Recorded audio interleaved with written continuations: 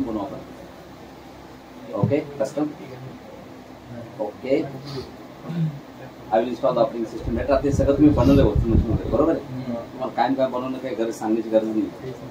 Windows server 2012 घ्या, 16 घ्या, काही घ्या, इन्स्टॉल करा आणि कुठे स्टोअर करतो वर्चुअल मशीन तिथं लोकेशन द्या. ITC C ड्राईव्ह, इथं VMs नावाचं फोल्डर आहे. VMs नावाच्या फोल्डरमध्ये एक नवीन फोल्डर बनवा. त्याला नाव द्या आपण सर्व्हर 4 आणि वर्चुअल मशीनला नाव देऊ SRV4. ठीक आहे ना, SRV4. Next BIOS. Yes. Number of 1 processor with 2 cores. 2 GB RAM घेतली त्यांना आपण किती दिली कमी दिली तरी चालते, काही फरक पडत नाही. रिच मोड नेटवर्क, LSI लॉजिक सास, SCSI artist.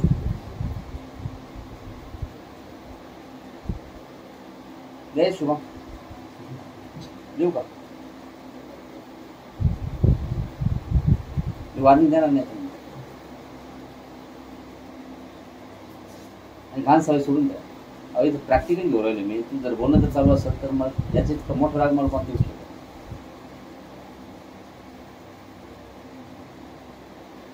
Create new virtual disk. Store the virtual disk as a single file. बघा वर्चुअल मशीन तर बनलेली आहे.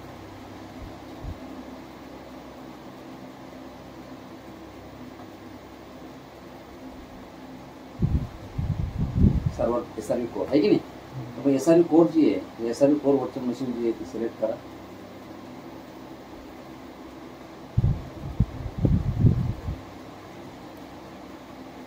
SRV core 1. तर त्यानंतर ही जी वर्चुअल मशीन आहे तिला एडिट करा. याला आपल्याला ISO अटॅच करावं लागेल सर्व 2012ची. इथं CD/DVD drive, use the ISO image.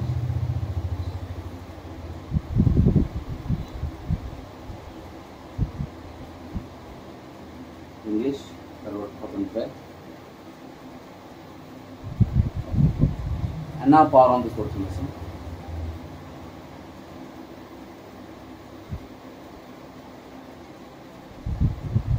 And it started the installation.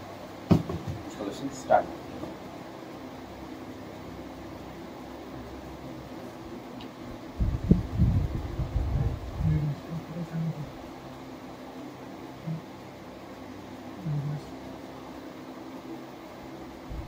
English United States with the English India.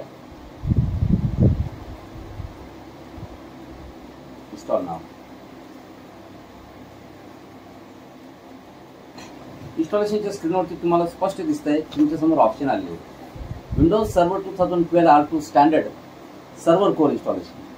Windows server 2012 R2 standard server with graphical user interface GUI. मध्ये भाषा राहता ना मग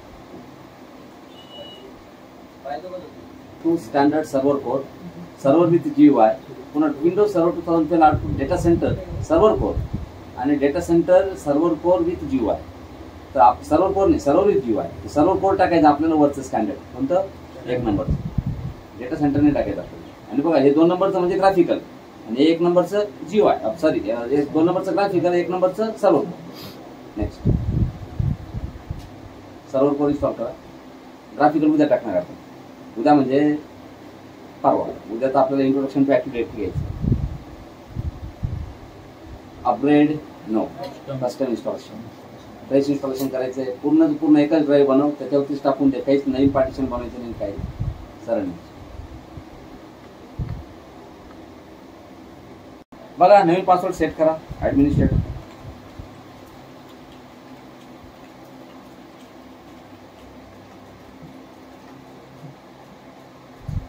आणि हे बघा डायरेक्ट कमांड लाईन ओपन झालं. फक्त कमांड प्रॉम्प्ट, दुसरं काहीच नाही.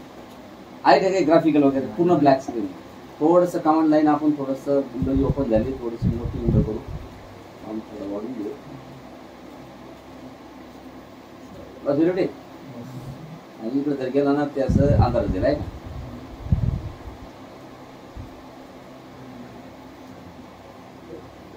डन. तर आता या ठिकाणी आपण कमांड लाईन मध्ये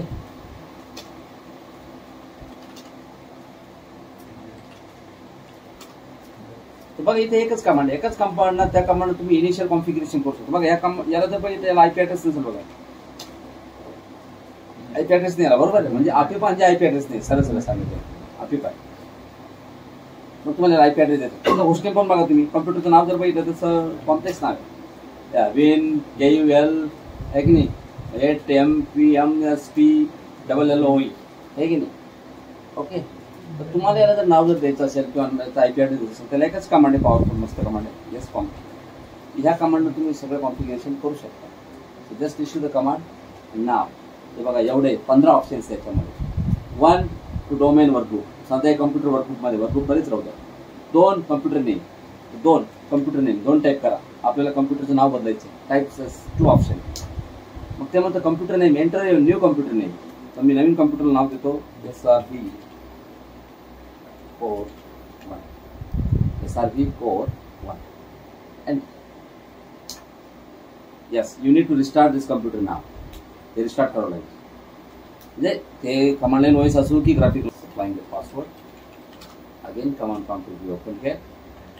आता बघा तुम्ही जर कमांड दिला आता होस्ट नेम तर तुमच्या कम्प्युटरचं नाव आता आलेलं येतं SRV Core 1. बरोबर आहे की नाही. आपण जे नाव दिलं ते बरोबर आहे. पुन्हा कमांड द्या हेच कॉन्फिग. तुम्हाला याला जर तुम्हाला आयपी ऍड्रेस द्यायचा असेल बघा ऍड लोकल ऍडमिनिस्ट्रेटर. तुम्हाला अजून जर एखादा ऍडमिनिस्ट्रेटर बनवायचा असेल इथं 3 नंबरचा ऑप्शन आहे. Configure remote management. Remote management सध्या इनेबल तुम्हाला डिसेबल करायचं असेल तर तुम्ही डिसेबल करू शकता. Windows update settings manual. म्हणजे विंडोज अपडेट सेटिंग तुम्हाला जर ऑटोमॅटिक करायचं असेल तर 5 नंबरचा ऑप्शन. Okay enter. मग त्यानंतर सिलेक्ट A फॉर ऑटोमॅटिक आणि M फॉर मॅन्युअल. मी म्हणतो A एंटर. मग इनेबलिंग ऑटोमॅटिक अपडेट्स. बघितलं तिथे प्रोसेस चालू आहे. Yes, Windows update set to automatic. System will check and install the updates every 3 AM in the morning. ठीक आहे. चल. तर विंडोज अपडेटिंग बघा आता पहिले मॅन्युअल होतं ऑटोमॅटिक झालं बरोबर आहे की सेटिंग. त्याच्यानंतर डाउनलोड अँड इन्स्टॉल अपडेट्स. तुम्ही जर याला जर केला download and install update 6 number तर लगेच ते इंटरनेटला कनेक्ट करतं. लगेच अपडेट लगेच डाउनलोड करून लगेच इन्स्टॉल करेल. बघा ते म्हणतं सर्च फॉर अपडेट्स रिकमेंडेड. कोणते अपडेट पाहिजे तुम्हाला ऑल. तुम्ही जर म्हणले A फॉर ऑल अपडेट्स. मग आता ते तिथं म्हणणं आहे की there are no applicable updates. List of applicable updates म्हणजे काय झालं त्याला इंटरनेट असेल कुठून अपडेट घेणार बरोबर आहे की इंटरनेट लागेल तर. त्याच्यानंतर रिमोट डेस्कटॉप. तर रिमोट डेस्कटॉप 7 नंबरचा ऑप्शन आहे. By default remote desktop is disable. दिसेल तुम्हाला डेस्कटॉप डिसेबल म्हणून. तर तुम्हाला जर इनेबल करायचं तर E प्रेस करा. E. मग select the 2 options. Allow only clients running remote desktop with network level authentication या 2 नंबर. अलाव एनी क्लायंट 2 नंबरचा ऑप्शन घेऊ. Any versions of remote desktop. हे बघा हे remote desktop enable for all clients बरोबर आहे की नाही. इनेबल झालं. नेटवर्क सेटिंग 8 नंबरचा ऑप्शन. 8 network setting. मग कोणतं लॅन कार्ड आहे त्याला तुम्हाला आयपी ॲड्रेसिंग वगैरे द्यायचं आहे तर इंडेक्स बाकी किती नंबरची इंडेक्स आहे 10. तर 10 सिलेक्ट करा. मग लॅन कार्ड सिलेक्ट झाला. आता Intel 82574L gigabit LAN card. मग 1 नंबरचा ऑप्शन आहे सेट नेटवर्क अडॅप्टर सेटिंग्स. 2 नंबरचा आहे set DNS server settings. 3 number आहे क्लिअर DNS सर्व्हर सेटिंग्स. मग 1 नंबरचा घ्यायचा आपल्याला ॲड्रेस द्यायचा आहे बरोबर आहे 1. मग ते म्हणतं select D for DHCP yes for static. म्हणजे DHCP द्यायचं आहे डायनेमिक द्यायचं का म्हणजे स्टॅटिक द्यायचं. तर आपल्याला द्यायचं स्टॅटिक कारण की बाय डिफॉल्ट तर DHCPचं ऑप्शन होते. Yes. Enter the static IP address 192.168.1. आपल्याला 200. Okay. Enter the subnet mask. जर तुम्हाला सबनेट मास्क द्यायचा तर द्या. जर नाही दिला तर तो डिफॉल्ट सबनेट मास्क देईल 255.255.255.0. क्लास डिफॉल्ट गेटवे नाही द्यायचा. झाला आयपी ॲड्रेस आला सबनेट मास्क आला बरोबर आहे. त्याच्यानंतर 2 नंबरचा ऑप्शन आहे सेट DNS सर्व्हर. मग तुमच्याकडे जर DNS सर्व्हर जर असेल तर आयपी द्या 192.168.1.1. समजा आमचा 100 DNS सर्व्हर प्रेफर DNS झाला त्यामुळे अल्टरनेट DNS द्यायचा का नाही. आमच्या एकच DNS आहे दुसरा DNS. आणि नंबर 4चा ऑप्शन आहे रिटर्न टू मेन मेनू. तुम्हाला मेन मेनूमध्ये वापस यायचं असेल तर रिटर्न 4 नंबरचा ऑप्शन. शकता main menu. Date and time setting करू शकता. 9 नंबरचा ऑप्शन. मग ते म्हणते ते डायरेक्ट ग्राफिकल ओपन केलं ते म्हणतं चेन्नई कोलकाता मुंबई न्यू दिल्ली 12 वाजता जवळपास. ठीक आहे ना, बरोबर आहे. हां एकदम करेक्ट. एक चेंज नाही करण्याची डेट अँड टाइम तुम्ही इथून चेंज करू शकता. बरोबर आहे की नाही. Not going to change. Enter number select option. And नाव विंडोज ॲक्टिवेशन. तुम्हाला विंडोज ॲक्टिवेट करायचं असेल तर विंडोज ॲक्टिवेट करू शकता. And if you want to join the CIP customer experience improvement program तर 10 number option available for that. Log off user, restart server, shutdown server, बस exit to command line. 15 केलं ते command line exit command line exit to command line म्हणजे इथून exit होऊन command लाईनला देतो. बरोबर आहे की कमांड लाईन ओपन पुन्हा आपल्याचे कमांड लाईन तिथे तुम्ही IP कॉन्फिग कमांड द्या. तुम्हाला IP ॲड्रेस दिसेल जो आपण 200 दिला. बरोबर आहे की नाही. नाव तर चेंज झालं. हे बेसिक कॉन्फिगरेशन. आता याच्यामध्ये तुम्हाला काय करायचं हे तुमची मत. तुम्हाला जर RODC इन्स्टॉल करायचं तर मग RODC इन्स्टॉल करायला पण कमांड येतं. पण आपण तुम्ही अजून तर ग्राफिकल डोमेन नाही टाकला तर RODC हो तुम्ही अजून रायटेबल डोमेन कंट्रोलर नाही बनवलं आणि तुम्हाला रीड ओनली बनवायचं त्याची काही घेणे आपण नंतर बघू लागेल. सो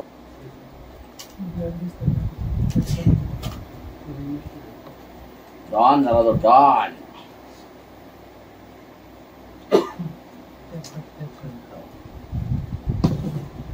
या